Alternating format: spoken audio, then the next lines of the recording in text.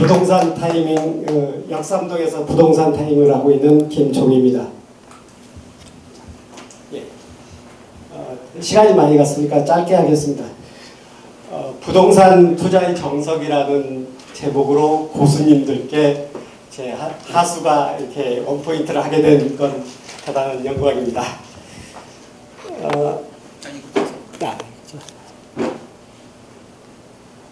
지금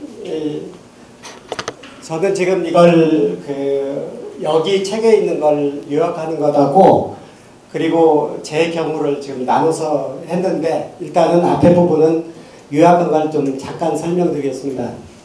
이게 사실 이 책을 보면은 우리 공인중개사 보기에는 너무 좀 사실 별거 아니긴 하거든요.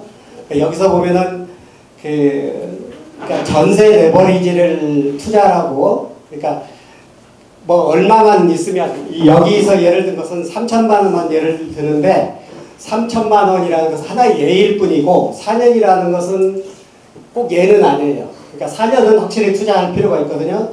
그렇게 하면은 4년 후에부터 그러니까 여기서 말하는 5년 차서부터는 전세 상승금으로 그러니까 자기 투자할 필요 없이 저절로 돌아가는 거죠. 이건 사실입니다. 제가 한 10년 전에 실제로 이렇게 투자해서 뭐 특히 다른 사람 아니에요. 학교 선생님이었는데 퇴직하고 이렇게 투자해서 지금은 100여 개를 가진 분이 있어요. 이분 100여 개를 가지고 있기 때문에 그냥 뭐 일주일이면은 전세자가 전세금 올려달라고 연락이 온다고 하더라고요. 계속 돈을 버는 거예요. 그래서 이게 혹시 부채가 아닌가 하는 걱정을 했었는데 지금도 잘 돌아가고 있고 이 책을 보면은 그런 걸 느낄 수가 있는 거죠. 근데 이제 문제는 그분이 지금 포항이 거주하는 거라 조금 좀 지금쯤은 어려움을 겪고 있지 않을까라는 생각이 들더라고요. 이건 물론 우리 중개사님들은 다 아시겠지만 이건 확실히 할 만한 겁니다. 그리고 저도 고객한테 이걸 소개하고 이런 식으로 해드릴 생각입니다. 그 다음에 핵심 키워드는 잘 아시다시피 이런 거니까 알고 계시면 되는 거고 그 다음에 여기서 한 가지만 설명을 드리겠다면 예를 들어서 역세권이라든가 강남권은 좋다 하더라도 강남권 이상이 생기지는 않습니다. 그러나 소형은 자꾸 소형하면은 소형 희소성이 떨어지고 말하자면 대형에 대한 희소성이 생기게 되기 때문에 꼭 소형만은 주장할 것이 아니라고 생각이 듭니다. 그 다음에 아파트 투자의 정석은 뭐 잘 아실 거니까 이렇게 넘어가겠습니다. 지금부터는 제가 경험했던 것을 설명드리려고 하는데 제가 사실은 이제 11월 30일 날 제가 한남동으로 이사하게 됩니다. 지금 개포동인데 이사하게 되는 이유는 돈이 부족한 이유에다가 실거주를 해야 되기 때문에 이사를 이제 하기로 결정했는데 그 아파트가 대지가 37평 그래서 권리가액은 9억으로 분석이 됐고 뭐 물론 이제 분석하는 방법이 있는데 아시겠죠? 그 다음에 연건평은 103평입니다. 그리고 이제 권리가액은 평당 200만 원에 가지고 2억 잡고 그 다음에 이제 전용 면적은 지하층을 빼니까 91평이었는데 권리 평수는 그러니까 두 개를 받게 돼서 하나는 18평 무조건 18평 받고 또 하나는 이제 91평에서 18평 뺀 78평 이하를 받게 되는데 저는 실평수로는 한 40평 정도를 받을 생각입니다. 매수 금액은 이제 12억 9천 이게 이제 취득세하고 중개보수 저도 중개보수를 지불했습니다. 그래서 이제 13억 정도가 들어갔고 그리고 이제 여기서 저는 이제 강조하고 싶은 것이 타인 자본이 10억 9천이고 제 자본이 2억 들어갔습니다. 근데 문제는 이제 사채가 3억 들어갔는데 연 20% 이게 문제죠. 근데 다행스러운 것은 이게 사실은 3억을 들었기 때문에 한 달에 500만 원씩 내야 되는 건데 그렇게 안 하고 그냥 그러니까 연 20%면서 3년 후에 1억 8천을 주기로 했어요. 물론 이제 중간에 돈이 있으면 갚으니까 이제 상관이 없고 그래서 저는 3년 잡고 3억 원을 빌려서 4억 8천을 줄 계획입니다. 그러니까 지금 당장은 이제 부담이 없는 거죠. 그리고 이제 주인 전세가 2억 5천 있는데 그것 때문에 지금 이제 재개발한다고 해서 이제 전세가 안 들어오니까 이게 이제 저 고민이었다가 한 달 내에 고민했다가 이것도 빌려서 썼습니다. 그래서 이제 해결이 됐고, 이게 근데 잠깐만요. 이게 지금 하나가 빠졌네.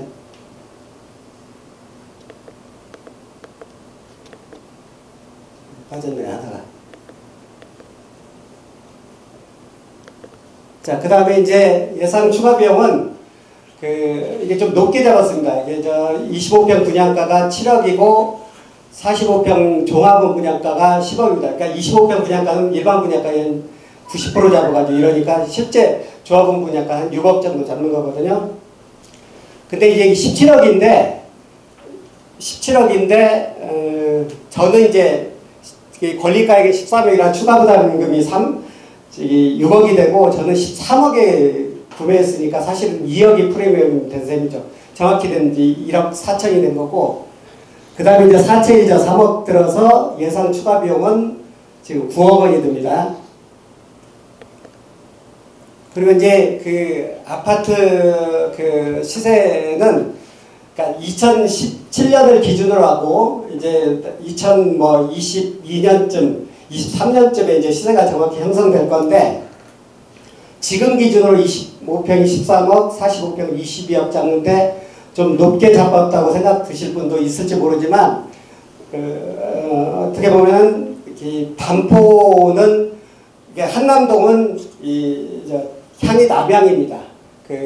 한강을 바라보는데, 근데 거기는 35평이 지금 현재 22억입니다. 제일 높은 것이. 근데 이건 45평을 22억 잡았으니까 그렇게 많이 잡았다고 생각은 들지 않습니다. 그리고 다른 이제 부동산에서도 그렇게 잡고 있고, 그리고 이제 그렇다면은 투자 금액은 이제 매입 비용이 13억 원, 추가 부담금이 3억 원, 금융 비용이 이제 3억 원에서 그렇게 들어가는데, 그러니까 아파트 총 금액이 35억이고 투자 금액은 22억이니까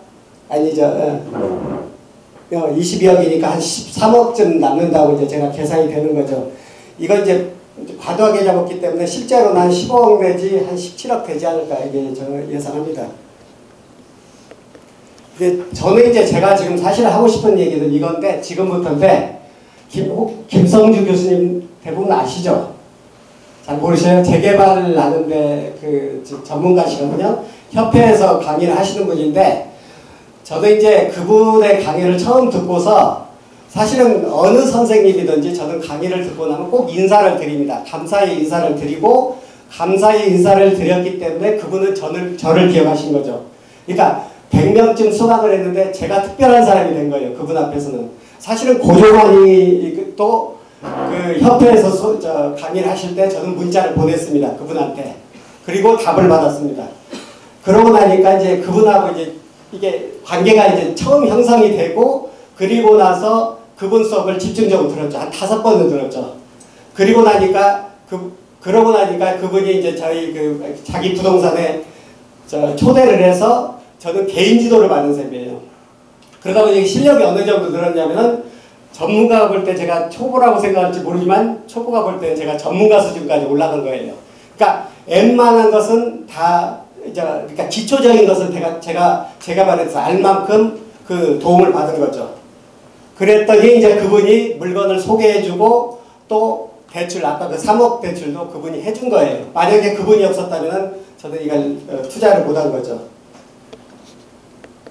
그리고 이제 두 번째는 이제 남과 교수는 잘 모르실 겁니다. 아마 여기서 한 분만 아시는데, 그분은 이제 행정계획에 따라서 투자 가치가 있는 것을 이렇게 설명해 주시고 해서 그분한테 계속 이렇게 수업을 듣고 있고, 지금도 시간당 12만 원씩 수업을 지금 듣고 있습니다. 그리고 사실은 찍어줘요. 물론 이제 그것도 제가 이제 분석을 하고 또 제 나름대로 생각은 하지만 그런 도움을 지금 받고 있습니다. 그 다음에 이제 이분은 이제 아무도 모르시고 그냥 은행의 한 직원인데, 이분은 사실은 그러니까 12억 4천이라고 했더니 7억까지 해준다고 했었어요. 했는데 그걸 임대사업자로, 부동산 담보가 아닌 임대사업자로서 해주려고 했다가 자기는 분명히 맞았는데 그 본사에서 위에서 이건 말이 안 된다. 한남동은 곧 철거하는데 이게 말이 안 된다. 거절하는 바람에 이분의 실수로 제가 다행히 도움이 됐던 거죠. 저는 이분이 실수를 해가지고 걱정을 할 때 절대 그러지 말아라. 나는 충분히 극복할 수 있다. 걱정하지 마시고 최대한 내가 받을 수 있는 것까지 해달라고 했더니 5천 더 해준 거예요. 5천을 신용으로. 그래서 결국은 했고, 그러니까 만약에 이분이 7억을 대출을 못 해준다고 했다면 저도 이거 안 샀을 겁니다. 안 샀으면 지금 이 돈을 벌지를 못했겠죠. 물론 지금 버는 건 아니지만 미래에 번 거지만, 그래서 그분의 실수가 저한테 도움이 됐고 전혀 저는 고맙다고 지금도 말씀드리고 있습니다. 저는 이제 여기서 결론적으로 말씀드리고 싶은 것은 아까 그 김성주 교수님이나 김성주 교수님은 제가 2017년도에 만났고, 그 다음에 그 남관현 소장님은 2016년도, 그리고 그 김정영 그 팀장님도 2016년도에 만났습니다. 그러니까 얼마 안 된 거죠. 사실 이게 지금 부동산 투자의 정석은 여기서와 달리 제 생각은 이 세 가지인데, 첫째는 사람이고 그 다음에 집중력, 긍정의 마인드라고 생각하는데, 사람은 역시 저는 사실은 아무리 어떤 경우도 제 혼자 힘으로 할 수 있는 건 거의 없는 것 같습니다. 모든 것이 다 다른 사람의 도움을 받아서 지금까지 살아온 거고, 그리고 다른 사람의 도움을 받아왔고, 또 하나는 대부분이 다 운인 것 같습니다. 그 운이라는 것은 사실은 이제 운은 운인데 그것이 집중력과 긍정의 마인드에서 나온 거 아닌가 싶습니다. 저는 대부분 것을 다 긍정적으로 생각하고, 아까처럼 정말 제가 만약에 그 은행원의 실수로 만약에 이게 잘못되면은 계약금 1억 3천을 버릴 수도 있었는데 전혀 저는 그런 생각 안 했습니다. 분명히 난 잘 될 거라고 생각했던 거죠. 그래서 저는 부동산 투자의 정석은 사람과의 관계, 그러니까 고객과의 관계, 내 주변 사람과의 관계가 첫째고, 두 번째는 어떤 일을 하면 끝까지 집중해야 되는 것이고, 세 번째는 긍정의 마인드를 가지면 충분히 할 수 있다고 생각이 듭니다. 아까도 저 대표님께서 말씀하셨는데, 부동산은 타이밍입니다. 때를 놓치면 안 됩니다. 부동산은 생각하고 사는 게 아니라 사고 생각해야 됩니다. 분명히 집중을 가지고 하시면 분명히 될 겁니다. 감사합니다.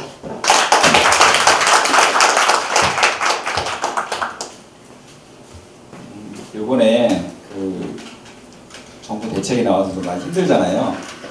근데 이게 누가 추진한 거죠, 원래? 파리 대책 전 대책 없었나요? 그거 기억 안 나세요? 11.3 대책이 있었어요. 그럼 그거는 누가 한 거죠? 김동연이 했나요? 그죠? 그 전 정권에서 한 거예요. 그리고 그 관료들이 그대로 있어요. 그 사람들이 바뀐 게 아니잖아요. 그래서 이 정책이 그대로 추진돼가고 있는 거예요. 그거를 그냥 숟가락 하나 얹은 것 뿐이에요. 그래서 여기서 지금 사람들이 간과하고 있는 게 뭐냐면 2주택자는 10% 추가한다 그랬죠. 양도세. 3주택자는 20%. 그러면은 양도세를 40%까지 가면 3억이 넘는다. 그럼 60%까지 나오는 거예요. 근데 이게 언제 추진된 거냐고요? 전 정권. 그럼 야당도 반대하는 게 아니에요. 지금 그 야당이 반대한다고 이게 나온 적 있어요? 기사가? 없죠. 그러면 이건 가는 거예요. 내년 4월이면 가는 겁니다. 그러니까 지금 이 레버리지는 사실 전 신중해야 된다고 봐요. 그리고 임대사업자는 등록을 해야 됩니다. 안 하면은 안 되게 지금 가고 있어요. 그러니까 전 정권이 하던 걸 조금 더 세게 할 뿐이지 일관되게 추진돼 가고 있어요. 가고 있기 때문에 이거는 좀 조심해야 될 거 아닌가 그런 생각이 좀 듭니다. 네, 발표 감사합니다.